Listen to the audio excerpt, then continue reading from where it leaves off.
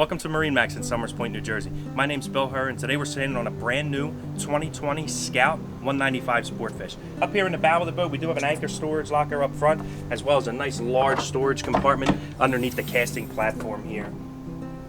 Be able to store dock lines, fenders, whatever you need to put down in there. Continuing back in the front of the helm station here, we do have a nice Yeti cooler with this padded seat.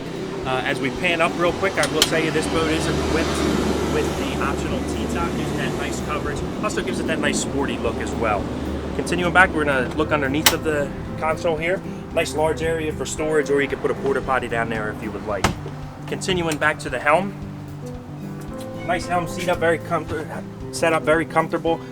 You do have option to put a screen if you wanted to, area for that. This boat is equipped with a 150 Yamaha with the digital throttle, as well as the trim tabs from Lenco over there. Nice use of storage on this boat, or space I should say, putting that live well underneath of the helm seat here, just able to utilize all the areas of the boat. Continuing back, you do have a nice seating setup as well back here, able to accommodate 2 more guests if you enjoy your day on the water.